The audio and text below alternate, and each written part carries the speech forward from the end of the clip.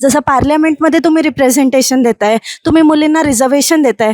मला वाटतं हे रिफॉर्म्स आपण बॉटम लेवलपासून स्टार्ट करायला पाहिजे. फ्रॉम द थिंग ऑफ की मला एक्झाममध्ये जर ट्रान्सपरन्सी मिळेल, एक इक्वल अपॉर्च्युनिटी मिळेल, जे आपलं कॉन्स्टिट्युशनल राईट आहे माझी, तर मला असं वाटतं की बॉटम लेवल रिफॉर्म्स आपल्या कंट्रीला खूप पुढे नेतील. तुमच्याकडे फॉर्म्युला रेडी असतं IIT बॉम्बेचा किंवा अदर याचा, तुम्ही पहिले नोटिफिकेशन टाकता. तुमच्याकडे फॉर्म्युला रेडी नाही, तुम्ही आम्हाला एक्झामला उतरत आहे, तुम्ही ते पब्लिशही करत नाही फॉर्म्युला. तुमच्याकडे फॉर्म्युला रेडी असतं, तुम्ही आता का बरं पब्लिश नाही केलं? आयोगाकडे वळण्याचा किंवा दृष्टिकोन जो आहे बघण्याचा, तो आहे विश्वासार्हता आणि पारदर्शकता. आतापर्यंत कुठेच पेपर लीक नाही, आतापर्यंतच कुठला प्रॉब्लेम नाही. उलट आता जे चांगले सुवर्ण दिवस आले होते की जेणेकरून आन्सर कीज लवकर रिलीज करणं, रिझल्ट त्याच्यामध्ये चांगल्या पद्धतीने आणि लवकर लावणं, मुलांना असं कुठेतरी वाटत होतं की आता सगळं काही एकदम सुरळीत होणार आहे. समोरही तुम्ही बघा सर, याच्यामध्ये विद्यार्थ्यांचा विरोधच राहणार आणि हा कायम विरोध राहणार सर. हे जोपर्यंत सरसकट ऑफलाईन होत नाही तोपर्यंत आम्ही या लढ्यामध्ये राहू, तोपर्यंत आमचा याला विरोध राहणार म्हणजे राहणार. ऑनलाईन परीक्षा झाली तर पास व्हायचे चान्सेस ऑलमोस्ट कमी आहेत. ऑफलाईन झाली तर ती ॲक्युरेट होतील, पण ऑनलाईन मध्ये चान्सेस नाही आहे.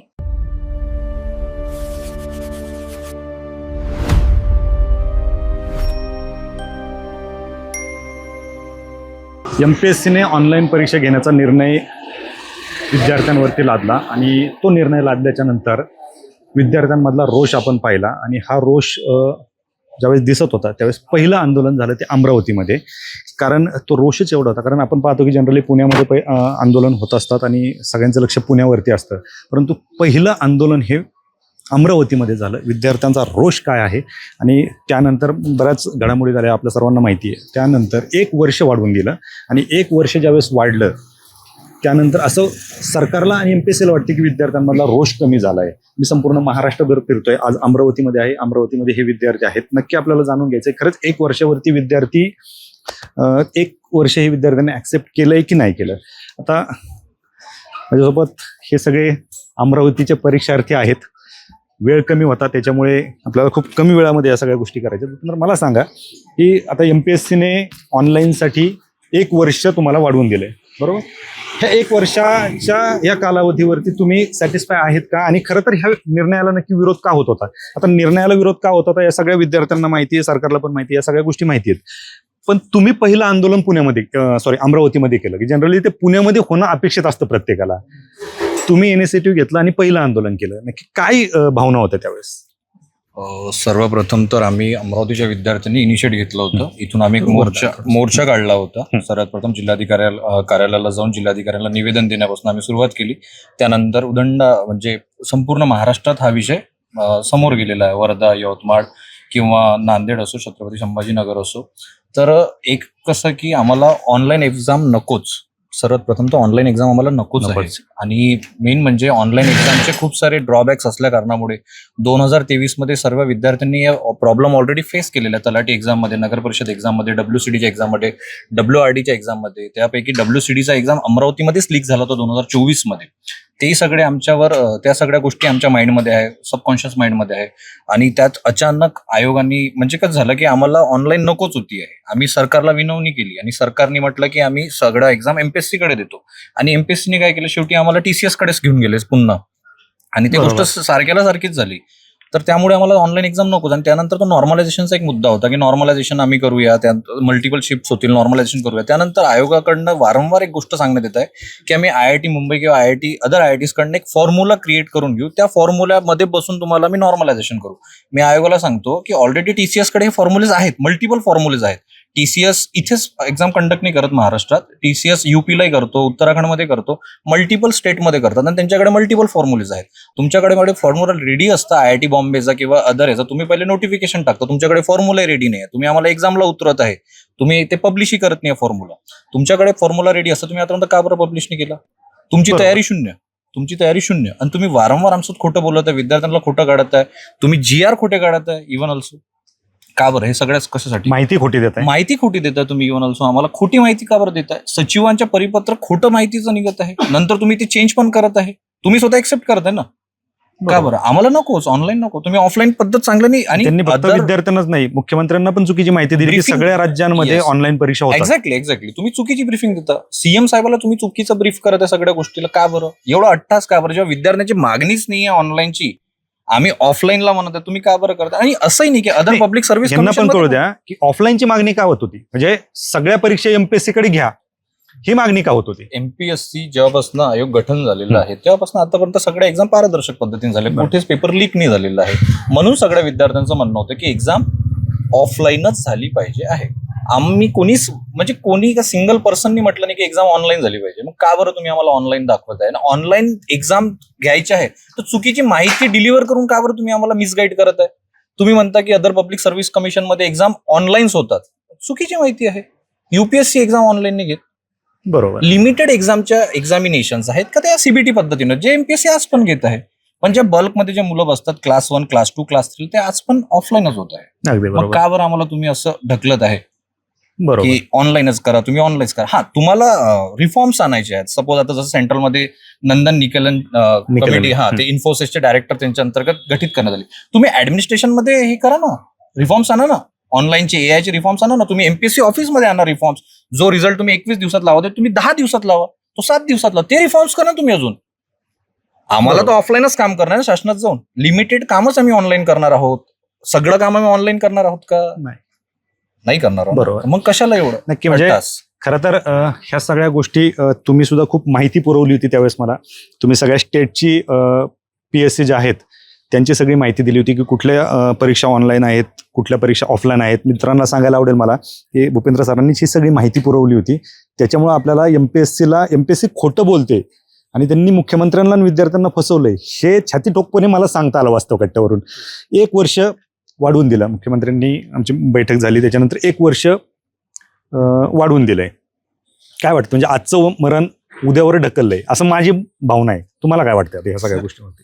सर, तुमचा जो हा मुद्दा आहे की 1 वर्ष वाढून दिलं आणि आजचं मरण उद्यावर ढकललं, हे सर्व विद्यार्थ्यांच्या मनातली गोष्ट आहे. जर का महाराष्ट्राला किंवा जर का आयोगाला असं वाटत असेल की बाबा 1 वर्ष वाढून दिलं त्याच्यामुळे विद्यार्थी शांत झाले आणि हे वातावरण आता थंड झालेलं आहे कुठेतरी, प्रॉब्लेम असा झालेला आहे सर की प्रत्येक दिवशी तुम्ही प्रत्येकच दिवशी विरोधाला घेऊन किंवा याच्यावरती रस्त्यावर उतरणं हे विद्यार्थ्याच्या हिताने बरोबर नाही आहे. कारण त्यांनी अभ्यास करायचा आहे सर. त्यांच्या समोर एक्झाम्स आहेत. समोर 25 ऑक्टोबरला आपली एक्झाम होणार आहे, गट क ची पूर्वपरीक्षा. त्यासाठी पूर्वपरीक्षेच्या अभ्यासामध्ये सध्या व्यस्त आहेत, हे बरोबर आहे. पण कुठेतरी हा जो निर्णय घेतलेला आहे सर की फक्त 1 वर्ष वाढून दिला आणि 27 पासून म्हणजे 2027 ऑगस्ट महिन्यापासून पुढे मग सगळ्याच्या एक्झाम्स ऑनलाईन होतील. परत सर विद्यार्थ्यांच्या याच्यामध्ये नाराजच आहेत. मत सगळ्यांचे याच्यामध्ये नाहीच आहेत. ऑफलाईन म्हणजे ऑफलाईनच, ऑनलाईन नकोच. जसं की तुम्ही आता रिसेंटली तुम्ही सुद्धा त्याच्यामध्ये व्हिजिट केली होती पुण्याला. जेईचा पेपरचा जो घोटाळा आपण पाहिला, पीएमसी जेई घोटाळा, ठीक आहे. ऑनलाईन पद्धतीचं परत ते एक्झाम्पल तुमच्याकडे, तलाठीचं जसं सरांनी सांगितलं. म्हणजे विषय काय आहे सर की बाबा बदलत्या काळानुसार तुम्हाला बदलायचं आहे, ऑनलाईन पद्धती ऍक्सेप्ट करायची, आम्ही मान्य करतो. पण आतापर्यंत जो ऑनलाईन पद्धतीचा इतिहास राहिलेला आहे महाराष्ट्रात तो काही चांगला राहिलेला नाही आहे सर. विद्यार्थ्यांचं आयोगाकडे वळण्याचा किंवा दृष्टिकोन जो आहे बघण्याचा तो आहे विश्वासार्हता आणि पारदर्शकता. आतापर्यंत कुठेच पेपर लीक नाही, आतापर्यंतच कुठला प्रॉब्लेम नाही. उलट आता जे चांगले सुवर्ण दिवस आले होते की जेणेकरून आन्सर कीज लवकर रिलीज करणं, रिझल्ट त्याच्यामध्ये चांगल्या पद्धतीने आणि लवकर लावणं, मुलांना असं कुठेतरी वाटत होतं की आता सगळं काही एकदम सुरळीत होणार आहे. सरळ सेवाही त्याच्यामध्ये आयोगाकडे गेल्या, याच्यातही पोरं एकदम खुश होते. पण जसं त्यांनी असं म्हटलं की बाबा ऑनलाईन पद्धतीनं पुढे एक्झाम्स होतील तुमच्या, मुलं सर लगेच रस्त्यावर उतरायला लागले. तुम्ही पहा, म्हणजे जे म्हणतात आपण की बाबा अमरावतीमध्ये पहिला आंदोलन किंवा पहिलं हे तुम्ही म्हणजे मोर्चा केला, मुलं सर इथले ऍक्टिव्ह पण आहेत आणि त्याबाबत असं म्हणा तुम्ही की म्हणजे धाडस पण मुलांमध्ये भरपूर आहे. तुम्ही जर का काही चुकीचा प्रयत्न करायला जात असाल, कारण सर हा इतिहासच वाईट आहे, त्यामुळे इथं तुम्ही हात लावूच नका. ज्या ऑफलाईन पद्धतीने एक्झाम्स चाललेल्या आहेत आपल्या समोरही सर, आता हे जर आपण म्हणतोय की बाबा 1 वर्षाचा मुद्दा, समोरही तुम्ही बघा सर, याच्यामध्ये विद्यार्थ्यांचा विरोधच राहणार आणि हा कायम विरोध राहणार सर. हे जोपर्यंत सरसकट ऑफलाईन होत नाही तोपर्यंत आम्ही या लढ्यामध्ये राहू, तोपर्यंत आमचा याला विरोध राहणार म्हणजे राहणार सर. नक्कीच. आणि हा लढा चालू राहील हे सरकारला पण माहिती आणि एमपीएससीला पण माहिती, कारण हा निर्णय एमपीएससी विद्यार्थ्यांना मान्य नाही. आता मला सांगा, तलाठीची जाहिरात आली त्याच्यामुळे विद्यार्थी शांत आहेत, बरोबर? परीक्षा आली, 1 वर्ष वाढवून दिलं, त्याच्यामुळे सरकारलाही वाटते आणि एमपीएससीलाही वाटते, हे ऍक्सेप्ट केलंय. 1 वर्ष तुम्ही ऍक्सेप्ट केलंय का? नाही सर. बरं, आता आजपर्यंत जे तलाठीची भरती होत होती त्याच्यामध्ये तुमचे कोणी मित्र किंवा लायब्ररीमधले कोणी झालेत का? आता वाटतं एमपीएससी कडे आल्याच्या नंतर तुमचे मित्र किंवा तुम्ही होऊ शकताय. 100%. नक्कीच त्याच्यावरती सर तुम्ही एक ऑनलाईन परीक्षेचा फ्रॉड बाहेर काढला होता, काय होता तो? मृदा आणि जलसंधारण विभागाचा पेपर होता 2024 मध्ये. तर त्याच्यामध्ये असं झालेलं की आमच्या इथेच ड्रीम्स नांदगाव पेठ येथे तो पेपर होता. तर तिथे त्यांची आन्सर शीट लीक झालेली होती आणि त्या मुलांनी लिटरली तिथे त्यांच्या याच्यावर लिहिलेलं होतं की कुठला ABCD प्रॉपर असं, आणि तिथल्या सरांनीच त्यांना आन्सर्स प्रोव्हाइड केले. हे जेव्हा आम्हाला कळालं तेव्हा त्यांच्यावरती आम्ही FIR गुन्हे दाखल केले. परंतु गव्हर्नमेंटनी आणि त्या विभागाने असं केलं की ती जी कंपनी होती त्यांना तिथनं हटवलं आणि त्या ठिकाणी दुसरी कंपनी त्यांनी टाकली. फक्त नाव बदललं, आज पण तिथे तेच चाललेलं आहे. याच्यातनं हा विद्यार्थी जे अभ्यास करतात त्यांनी रात्रभर मेहनत केलेली असतात, वर्ष ते पोरं अभ्यास करतात आणि त्यांच्या बाबत जर हे असं घडत असतील तर हा जे मुलं सामान्य घरातून आपले मेहनत करून पुढे जाऊ इच्छितात त्यांना हे कुठेतरी मागे ओढण्याचं काम आहे. तर सरकारने याच्यावर नक्कीच लक्ष दिलं पाहिजे. आणि राहिला विषय MPSCचा, तर MPSCचा आता फक्त यांनी 1 वर्ष पुढे ढकललेलं आहे. हे ऑनलाईन पद्धत जी आणलेली आहे, आमचं म्हणणं आहे की सरकारकडे सगळं काही आहे, त्यांनी स्वतःची यंत्रणा तयार करावी आणि ती राबवावी. तुम्ही प्रायव्हेट थर्ड पार्टी कंपनीला देऊन काही नका करू ना. तुम्हाला करायचं तर तुम्ही स्वतः करा. स्वतः तेवढे हे म्हणतात की आमच्याकडे तेवढ्या साधन संपत्तीनी मनुष्यबळनी, मग तुम्ही थर्ड पार्टीला देताना तुम्ही त्यांना पोलीस पण प्रोव्हाइड करता, तुम्ही त्यांना कॉलेजेस पण प्रोव्हाइड करता, मग त्यांच्यासाठी तुमच्याकडे सर्व काही आहे. आणि स्वतः करायचं म्हटलं तर काही नाहीये. तर हा नुसतं म्हणजे तुम्हाला प्रायव्हेटायझेशन करायचा एक मार्ग आहे. आणि किती दिवसांपासून तुम्ही बघा कितीतरी जागा खाली आहेत त्या भरल्या जात नाहीये. त्या MPSCच्या असो की शिक्षण विभागातल्या असो, प्रत्येक ठिकाणी तसंच आहे. म्हणजे हे जे आज युवा आहेत यांना तुम्हाला नोकरीवर लावायचंय की नाही लावायचंय, हे आज काम करतील तर देश घडेल, अन्यथा देश घडणार नाही. तुम्हाला सगळं थर्ड पार्टी देऊन जर प्रायव्हेटायझेशन करायचं असेल तर तुम्ही तसं एकदा सांगून द्या. ते बिचारे रात्रभर वर्षभर मेहनत करणं बंद करतील असं आम्हाला वाटतं. बरोबर, अगदी. तुमच्यापैकी कोणी ऑनलाईन परीक्षा दिलेली आहे का? हा, नाही.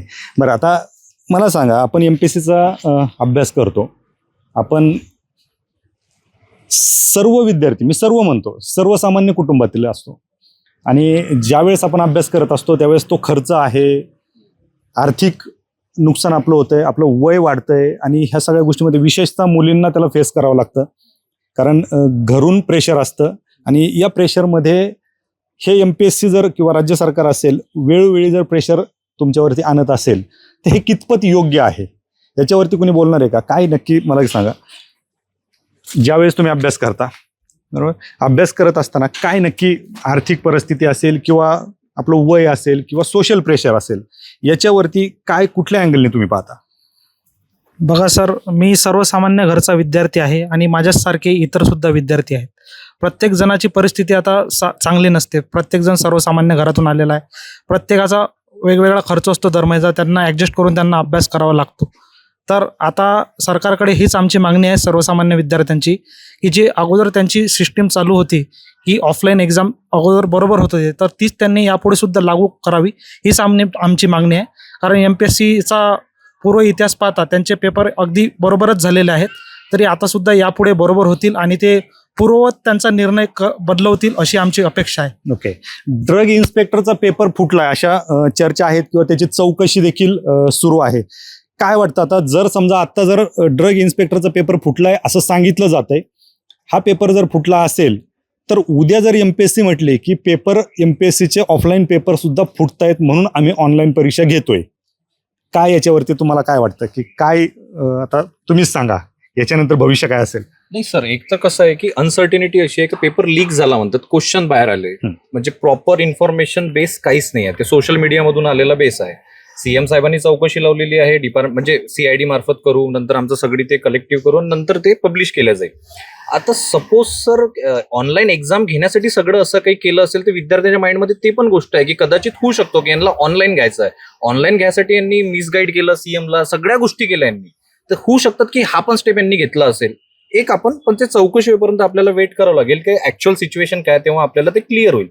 आणि सर पॉसिबिलिटी नाही आहे की MPSC मधून पेपर लीक होईल असं आजपर्यंत झालं नाहीये, तर कदाचित नसेलच, पण चौकशीपर्यंत आपल्याला वेट करावंच लागेल. नक्कीच.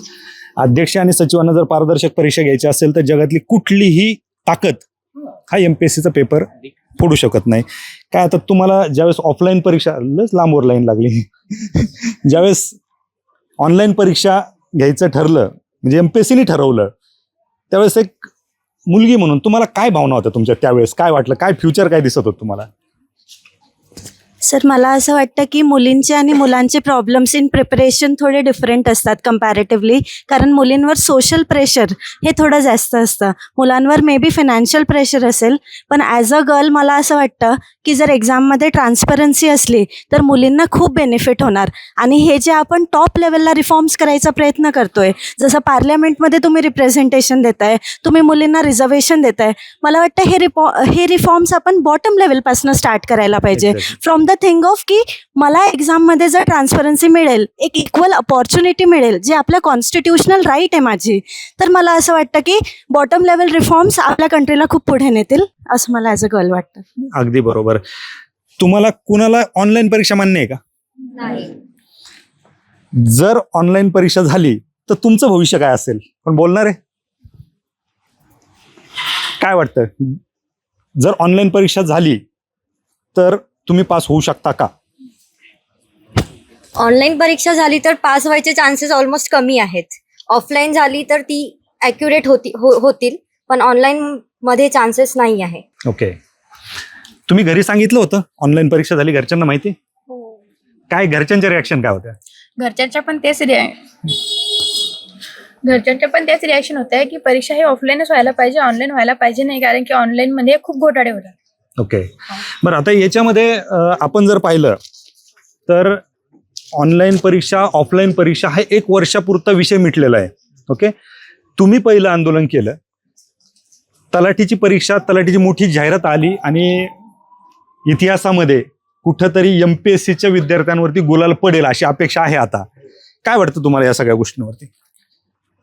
सर निश्चितच आम्ही आयोगाला एक देव मानतो सर, कारण आम्ही या MPSC क्षेत्रामध्ये कचरा वेचणाऱ्याचे पोरं अधिकारी होताना बघितलेत. जर आमचा देवच जर आमच्यासोबत विश्वासघात करत असेल तर आम्ही नेमका विश्वास कोणावरती ठेवावा हा फार मोठा प्रश्न आम्हाला पडलाय. आणि दुसरा प्रश्न आमचा असा आहे की विद्यार्थ्यांच्या आयुष्यामध्ये संघर्ष अटळ आहे की आम्हाला परत हेच करावं लागेल का? जसं पेपरचे पॅटर्न असतात, प्रिलिम्स, मेन्स, इंटरव्ह्यू, त्याच्यासोबत चौथा पॅटर्न आयोग जोडेल का? तो म्हणजे आंदोलनाचा. हे म्हणजे आयोगाने त्या ठिकाणी याचं क्लॅरिफिकेशन द्यावं. आणि माझी सर अशी अपेक्षा आहे आयोगाला, त्यानंतर शासनाला, की ही जी पद्धत आहे आतापर्यंत जशी पारदर्शकपणे पार पडत होती हीच पुढे त्यांनी कंटिन्यू करावी. आपण सर बघताय की 2020 मध्ये आमचा एक मित्र होता स्वप्नील लोणकर नावाचा, नागपूर येथील. सर त्यांनी आत्महत्या केली सर, ज्याच्या भरपाई म्हणून त्यांना माननीय मुख्यमंत्री साहेबांनी त्यांच्या फॅमिलीला 20 लाख रुपये दिलेत. आज सर या 20 लाख रुपयाच्या मागे त्या घरच्यांना स्वप्नील तरी नाही मिळणार, बरोबर? सो जर हे असे प्रकरण होत गेले सर तर प्रत्येक घरचा स्वप्नील, प्रत्येक घरचा विद्यार्थी म्हणजे विद्यार्थ्यांकडे सर कुठला पर्याय त्या ठिकाणी उरणार नाही. कारण की या ठिकाणी विद्यार्थी जवळपास आपल्या आयुष्यातले 5-6 वर्ष 10 वर्ष या MPSCला देतात, बरोबर? तर त्या ठिकाणी नक्कीच सर सरकारने आणि आयोगाने आमचा विचार करायला पाहिजे. नक्कीच. बोलायचं का तुम्ही? येस, बोला. मी माझा नॉर्मलायझेशन बद्दल थोडा अनुभव सांगू इच्छितो. मी महाज्योतीचा पेपर दिला होता, राज्यसेवेचा तो होता, म्हणजे राज्यसेवेच्या महाज्योतीसाठी मी पेपर दिला होता. जवळपास मी क्वेश्चन सॉल्व्ह करून जवळपास 81 मार्क मी घेतलेले होते सर त्यावेळेस. आणि माझे नॉर्मलायझेशनमुळे वाढून 97 झाले. आणि जो एक माझा मित्र होता 66 मार्क त्याला होते, त्यांनी स्वतः घेतलेले होते आणि त्याचे झाले 99. जर आपण 81 मार्क घेऊन पण जर आपलं नाही होत आहे तर मग म्हणजे कसं विश्वास ठेवायचा आहे या ऑनलाईन परीक्षेवर? त्याच्यानंतर तो फीचा मुद्दा, तुम्ही एवढी फी कंडक्ट करताय तरी पण तशा सुविधा तुम्ही द्यायला हवा असं मला नेमकं वाटते. म्हणून हा नॉर्मलायझेशनवर तर माझा बिलकुलच विश्वास नाही. मी सर सरळ सेवा कधी दिल्या नाही, मी प्रॉपर MPSCच करतो. 2024 मध्ये माझं सिलेक्शन पण झालंय, MPSCने चांगले निर्णय पण घेतलाय असं मला वाटते. आणि आता तर अजून त्यांनी खूप म्हणजे चांगलं करत पण आहे ते, असं मला म्हणायचं आहे. फक्त हाच त्यांचा एक निर्णय मला तो चुकीचा वाटतोय. मला असं वाटते सर्वसाधारण घरचे मुलं इथे अभ्यास करतात, एक वेगळंच फ्रस्ट्रेशन त्याच्या डोक्यावर म्हणजे त्यांच्या डोक्यांवर असते. तर मला वाटते की अजून हा निर्णय त्यांनी 1 वर्षासाठी जरी समोर ढकलला असेल तर हा कायमस्वरूपी रद्द करायला पाहिजे. अजून विद्यार्थ्यांना या बाबतीत फ्रस्ट्रेशन द्यायला नको असं मला जेन्युइनली वाटते. धन्यवाद. ओके. ह्या फक्त तुम्ही जे काही 50-60 विद्यार्थी जमलात यांच्या भावना आहेत की संपूर्ण तुमच्या अमरावतीकरांच्या भावना आहेत? या जे कुठेही गेलं तरी ह्याच भावना असतील, म्हणजे सगळ्या महाराष्ट्राच्या याच भावना आहेत. कारण मी महाराष्ट्रभर फिरतोय आणि महाराष्ट्रभर फिरत असताना ह्या गोष्टी मला जाणवत आहेत. परंतु प्रत्येक वेळेस आंदोलन हाच पर्याय नसायला पाहिजेत. जसं तुम्ही सांगितलं, कुठंतरी MPSCने, कुठेतरी राज्य सरकारने हा विचार करणं गरजेचं आहे की विद्यार्थी आंदोलन का करतायत. बरं, आंदोलन केल्याच्या नंतर निर्णय बदलतो याचा अर्थ सरकारने किंवा एमपीएससीने कुठेतरी चुकीचा निर्णय घेतलेला असतो आणि त्यांना तो बदलायला भाग पडतो. आजच्या काळामध्ये काहीतरी अवास्तव कुणीतरी मागणी करेल आणि ती मागणी मान्य करेल असं तर सरकार करणार नाही. कुठंतरी त्याच्यामध्ये तथ्य आहे म्हणून हे करते. तर माझी फक्त एमपीएससीला आणि सरकारला हीच विनंती असेल की कुठलाही निर्णय विचार करूनच घेतला पाहिजे, त्याच्यावरती तुम्ही विचार करा. आपण पाहतो की डिस्क्रिप्टिव्ह पॅटर्न आला. डिस्क्रिप्टिव्ह पॅटर्न ज्यावेळेस आला त्यावेळेस समिती नेमली. त्या समितीने वर्षभर अभ्यास केला आणि ॲज इट इज ठीक आहे, अभ्यास काय केला असेल तो भाग वेगळा आहे, पण अभ्यास करून त्यांनी तो UPSCचा पॅटर्न लागू केला आणि तो पॅटर्न कुठलीही समिती न नेमता एका सेकंदात तो जो पॅटर्न आणला होता समिती नेमून 1 वर्ष अभ्यास केला होता त्यांनी. त्याच्यानंतर तुम्ही 2 पेपर ऑप्शनल पेपर काढून टाकले. ठीक आहे, विद्यार्थी त्याच्यामध्ये खुश आहेत, तो भाग वेगळा आहे, परंतु कुठंतरी एक समिती नेमून जो निर्णय घेतलाय तो निर्णय तुम्ही मनमानी कारभाराने तो बाहेर काढला. ही पहिली गोष्ट. दुसरी गोष्ट, ज्यावेळेस तुम्ही पॅटर्न बदलताय, UPSC ज्यावेळेस अशा काही गोष्टी करते त्यावेळेस UPSC समिती नेमते. समिती नेमून त्याच्यावरती विचार विनिमय होऊन हे करणं गरजेचं आहे. मग हा जो ऑनलाईनचा घाट आहे हा नक्की समिती त्याच्यासाठी का नेमली नाही? का तुम्हाला फक्त आर्थिक लाभासाठी आणि कुणाला तरी टेंडर द्यायचे होते, कुणाची तरी पोटं भरायची होती, का पोस्ट विकायच्या होत्या म्हणून त्यांनी हा निर्णय एवढा जलद घेतला? तुम्ही सुरुवातीला सांगितलं की कुठंतरी त्यांनी अभ्यास करणं गरजेचं होतं. ॲक्च्युली ज्यावेळेस तुम्हाला परीक्षा पद्धत बदलायची असते त्यावेळेस परीक्षा योजना तयार करावी लागते आणि ती योजना पब्लिश करून त्यानंतर तो निर्णय घेणं गरजेचं असतं. पण आपल्याकडे तसं काहीही झालेलं नाही. बाकी ज्या काही गोष्टी आतमध्ये घडलेल्या आहेत ते मी वास्तवघट्ट्यावरती वेळोवेळी तुम्हाला सांगत होतोच. आता त्यातल्या गोष्टी परत रिपीट करण्यात काय अर्थ नाही. पण मी तुम्हाला एक शब्द देतो की तुम्ही ऑनलाईन परीक्षा ही 1 वर्ष जरी पुढे ढकललेली असली, राज्य सरकारला हे अल्टिमेटम समजा किंवा MPSCने अल्टिमेटम समजा, जर तुम्ही पुढच्या वर्षी परत हा घाट घातला तर ना कुणी आमदार, ना कुणी मंत्री, ना राज्य सरकारमधला कुठला व्यक्ती यांना हे विद्यार्थी रस्त्यावर येऊन देणार नाहीत. आणि याची जबाबदारी जर स्वीकारायची असेल तर याची जबाबदारी मी स्वीकारायला तयार आहे. मी विद्यार्थ्यांच्या शेवटपर्यंत पाठीशी असेल. आंदोलन करणं हा आमचा छंद नाहीये, त्याच्यासाठी आम्ही आलेलो नाहीत. हे विद्यार्थी आलेले आहेत अभ्यास करायला, त्यांना आंदोलन करायला भाग पाडू नका. हे विद्यार्थी नक्षलवादी नाहीत. जरी तुमचे प्रवक्ते बोलत असतील तरी हे विद्यार्थी नक्षलवादी नाहीत. ही कुठेतरी देश सुधारवण्यासाठी, महाराष्ट्र सुधारवण्यासाठी, सिस्टीममध्ये जाण्यासाठी आलेले आहेत. त्याच्यामुळे माझी पुनश्च एकदा विनंती आहे की हा ऑनलाईनचा घाट बंद करा आणि तो आम्ही होऊन देणार नाही. हा मी विद्यार्थ्यांना शब्द देतो. थँक्यू.